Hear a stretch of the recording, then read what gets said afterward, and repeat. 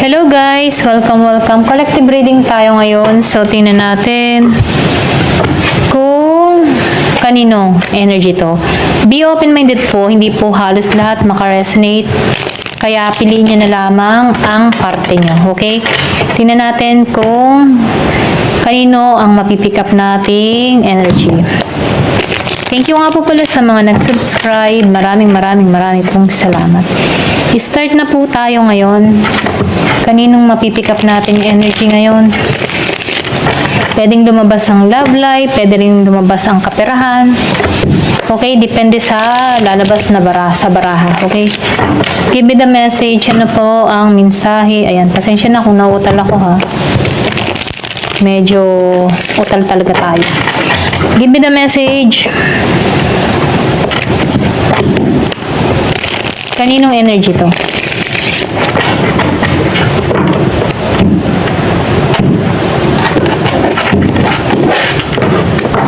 Give me the message. Kaninong energy to?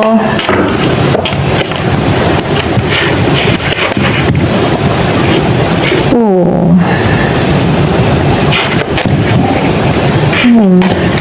Parang meron dito ano. Yung iba sa inyo, no, nakikitaan ko dito, wala ka pang tulog. Yung iba sa inyo, stress, okay? Stress, meron kang hindi matanggap, ganyan. Meron ditong hindi niya matanggap ang nangyari, ganun, okay? Meron dito parang naglaho yung kanyang mga pangarap, naglaho yung kanyang sigla, okay? Dahil sa mga nangyari sa kanya dito, okay? So, nakikitaan ko rin dito na meron ditong involved na family dun sa iba, okay? Kumaga nakikitaan ko dito na merong nasaktan or meron ditong nakakaranas ng pagsubok, okay? Merong nawala, yung iba sa inyo merong nawala dito. Ito na yung nakifeel ko. Kung bakit meron ditong taong hindi makatulog, wala pang pahinga, ganyan. Nag-iisip siya dito, parang stress na, ganyan, depressed, ganyan. Pero nakikitaan ko dito, tinutulungan naman niya yung sarili niya para matanggap yung mga nangyari. Okay? Iba sa inyo, meron tong mga tinarabaho or meron tong isinagawa na kung saan ano, hindi pa nabunga, ganyan.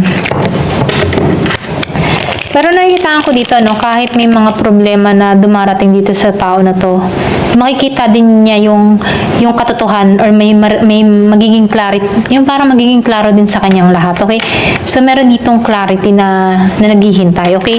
So, meron ako nakikita dito Scorpio, Cancer, Pisces, meron dito na Gemini, Aquarius, and Libra, and Virgo, Capricorn, and Taurus. Okay, ito rin nakikita ko dito. Pwede yung iba sa inyo, meron kang iniintay na pera, meron kang iniintay na tawag, ganyan. Pero hindi dumating, okay? Hanggang naghihintay ka lang, okay? So, meron dito talaga dito. So, dito ano, yung sinabi ko kanina, meron ditong nasira na nagkagulo or pwede sabihin nasirang pamilya, ganyan ano. Merong involved na family, okay? May pagluha, yan. So, na-feel ko dito na meron ditong magbabalik. Yung iba sa inyo, kung meron kang kadiling dito ni Scorpio, Cancer, o Pisces, or pwede rin sabihin ikaw to, Scorpio, Cancer, and Pisces, ano?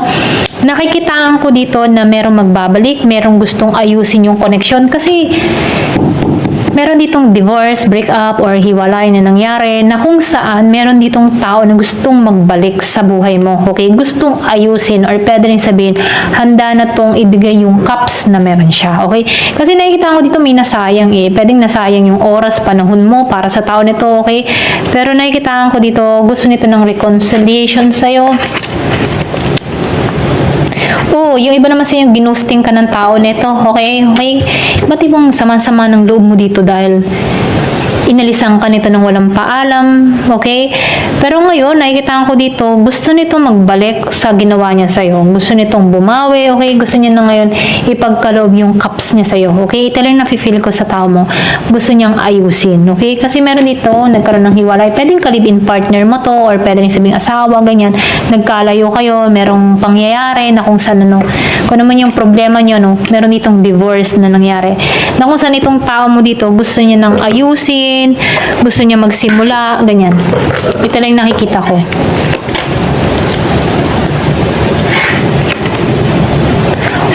So, nakikitaan ko dito, meron tong kasinungalingan. Kaya ikaw dito para kang gumuho eh. Alam mo yung tipo na para ka nang wala ng pag-asa dito, na dumating sa point na hindi ka nakapagpahinga or nag-isip ka dito or na-stress or na-depress ka dito, no? Meron Gemini, Aquarius, and Libra. Kasi nakikitaan ko dito, meron kang tao dito na nagsinungaling. Patuloy at patuloy pa rin siyang gumagawa ng kasinungalingan para lang mapagtakpan yung sarili niya dito, okay? Pero ganun pa man, nakikitaan ko dito, no? Mahalaga sa yung katapatan. Ito lang nakikita ko, okay? Lumabas ang truth ng naka-reverse, no? So, sinungalin pa rin tong tao na to, no? Kumbaga para sa iyo, ikaw yung tipo ng tao na mahalaga sa iyo ang pagiging tapat, okay? Kahit meron tong nagawang pagsinungaling, basta't ipagtapat niya lang sa iyo, kaya mo pang tanggapin, okay? Ito lang nakikita ko. Kaya nai-stress ka dito eh. Pwedeng natuklasan mo to or pwede ring nalaman mo to, okay? Nasaksihan mo to, okay? Pero huli mo na, pero umaano pa rin siya. Kumaga, patuloy pa rin siyang nagsisinungaling sa'yo. Kahit kitang-kita mo na hanggat maaari, i-deny at di-deny pa ng tao na to. Okay? Ito lang nakikita ko, no? So, yung iba naman sa inyo, nakikitaan ko dito, merong kang tao dito na alam mo yung tipo na pinaghahandaan niya yung future, okay? Or pwede rin sabihin, nag-iisip siya para sa kinabukasan. Kaya ito'y nagsisipag, nagsusumikap. Nagiging ang klaro para sa kanya lahat kung anong gusto niya, okay? Pwedeng energy mo to, okay? So, piliin niyo yung energy niyo, no? Ito na yung nakita ko. Meron ditong Virgo, Capricorn, Taurus. Meron ding Gemini, Aquarius, and Libra. Na kung saan itong tao nito, meron siya ditong tao na gusto na, alam mo yung pinaghahandaan niya. Yung iba sa inyo, pinaghahandaan ka ng tao nito. Or pwede rin sabihin, meron itong mga pinag-aaralan na kung saan malinaw na para sa kanya kung ano ba talagang gusto niya, okay? So, nakikitaan ko dito yung iba naman sa inyo, meron ka ditong tao na pinaghahandaan yung future or pwede rin sabihin, nag-iipon-ipon na, ganyan, kasi gusto niya ng commitment dito, okay? Yung ba tipong gusto nito, papasok to sa buhay mo na okay ng lahat, stable siya, para hindi siya ayawan dito. Ito lang nakikita ko, meron ka ditong tao na naghahanda para sa kinabukasan, okay? Ito lang nakikita ko. Yung iba, no, ito lang nakikita ko dito. So, meron dito na Gemini, Aquarius, and Libra. Ayan. So, may marriage talaga dito, no? So, nakikita ko dito, pinaghahandaan niya to. Okay? Sacred union, okay? Yung iba sa inyo, no, pwedeng meron kang kadiling dito na pinaghahandaan ka, okay? Ayan. So, nafe-feel ko dito, no, yung iba sa inyo, meron dito nag-i-stock pa rin sa'yo, okay? Yung iba sa inyo, no, may nag-i-stock sa'yo, okay? Kumbaga, itong tao na ito ay nakatuon pa rin sa'yo, okay? Nakatuon pa rin sa mga ginagawa mo, lalo-lalo na sa mga upload mo sa social media, okay? Kumbaga, itong tao na ito ay nakamasid or tahimik na nagmamasid sa'yo, okay? Ayan. O, yung iba naman sa inyo, twin flame mo to, okay? Kasi ang twin flame, para kayong dito eh, para kayo pinaglayo, okay? May separation na nangyari, pero pagbubuklodin muli, okay? Kumbaga sa pagbubuklod nyo, marami na kayong natutunan. Okay, ikaw may natutunan ka, siya may natutunan. Kumbaga magbabalik muli kayo na pareho na kayo na matured, ganyan. Alam niyo na yung mga nagawang pagkakamali niyo sa bawat isa.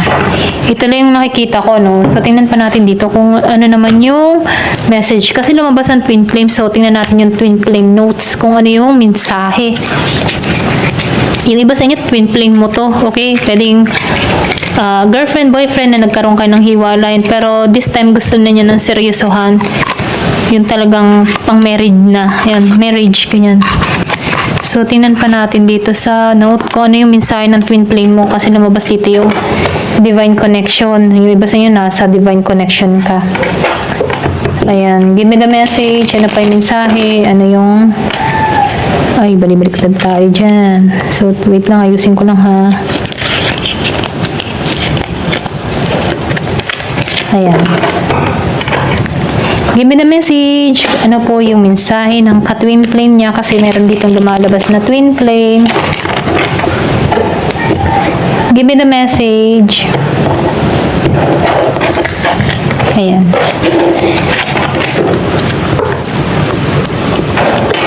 Give me the message. Ano yung mensahe ng twin flame mo sa'yo?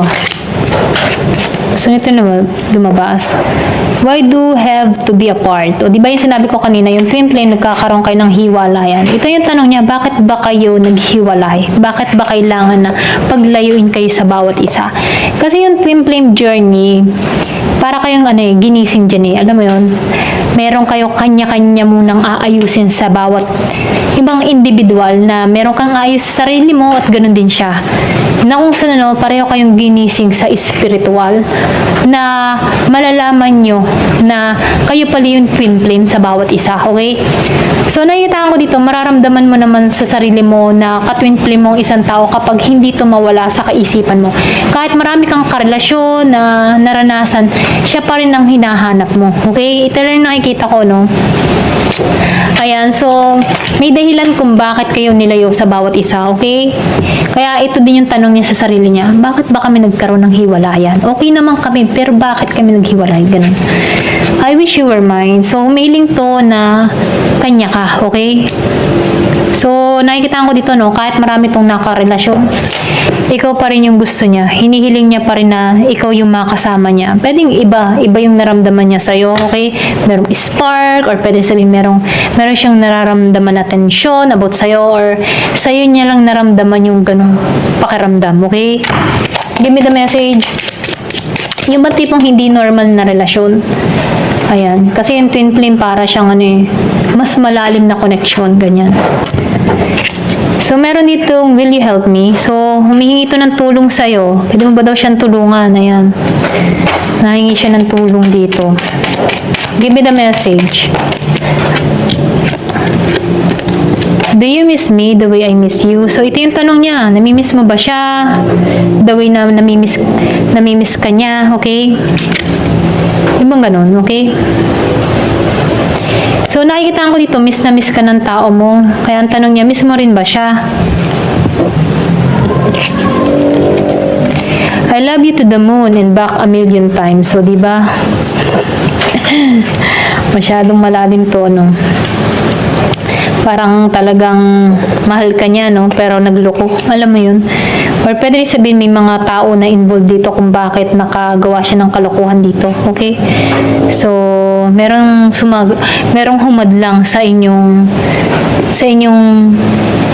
alam mo yun, sa inyong pagmamahalan or sa inyong relasyon, may mga humadlang. Okay? Now, it's not the time. So, hindi pa ito yung tamang panahon, okay, para sa inyo. Kaya medyo mabagal to. Ayan. Pero kung handa ka mag-intay dito, ayan. So, mahirap din masyadong mag-intay, Hindi naman halos lahat na magka-twin flame yung bang tipo na nagiging matagumpay yung kanilang relasyon, okay? Kumbaga, kasi ang twin flame masyadong sinusubok, ganyan. I wish you were next to me. So, hiniling niya na nakasama ka niya or malapit ka sa kanya. Alam mo yun, lagi kanyang katabi, ganun. So, gusto niya lagi kang nandyan. Hiniling niya lagi kang nandyan sa kanya. Okay? Mga ganun. Give me the message. Ano pa yung mensahe? We were always meant to meet. It was written in the stars. So, alam din ng ka-twin flame mo na ikaw talaga'y para sa kanya. Kumbaga, alam niya na nakasulat na to sa mga bituin, nakatadhana ka na para sa kanya. Okay? Ganun siya. Kaya dito, I love you to the moon and back a million times. Kahit ilang beses pa kayong buhayin sa mundong ito, ramdam ng tao na to na kayo at kayo pa rin ang pagtatagpuin dito. Ganun So, medyo malalim yung connection na to. Give me the message. So, meron dito, my beloved. So, my beloved, I want to fall asleep next to you. So, gusto ko niyang katabi, okay? Ayan. Ito lang nakikita ko. Thank you for watching. Love and peace.